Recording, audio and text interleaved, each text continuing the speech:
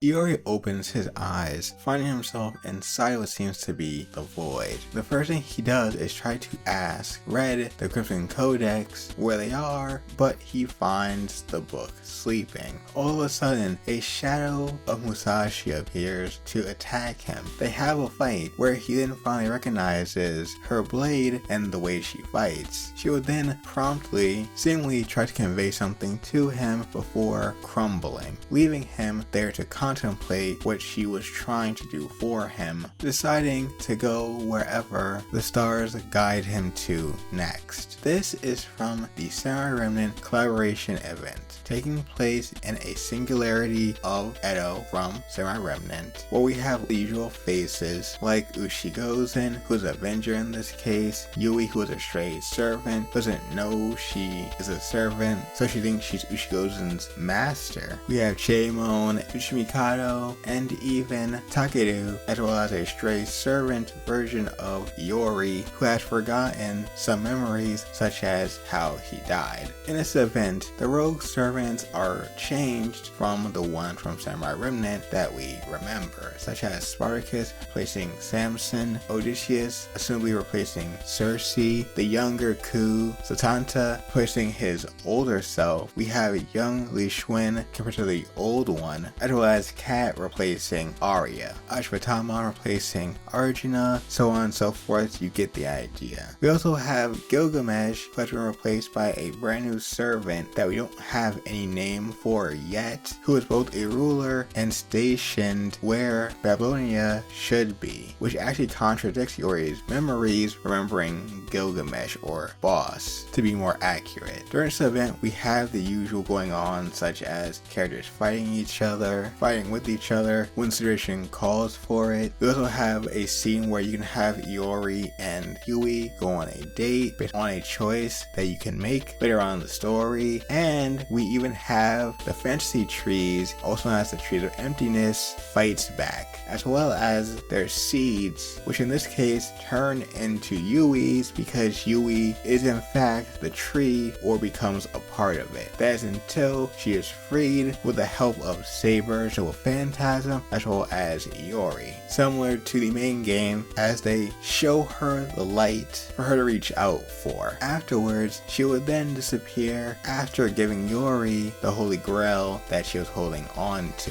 So now that you have a basic understanding of what happened in the event, what does this mean for Musashi, having helped Iori seemingly find his way out of the void, assumably to Chaldea, wherever I assume it's Chaldea, considering after this we do get Iori as a permanent unit. Realistically, this probably will not have any bearing on Musashi's current status moving forward, being changed to bring her back. But the question is, should she come back? And is there any evidence in here to show that she could come back? If you want to know what happened to Musashi, to give context to what I've been talking about, I have a video explaining that, as well as her lore if you're interested.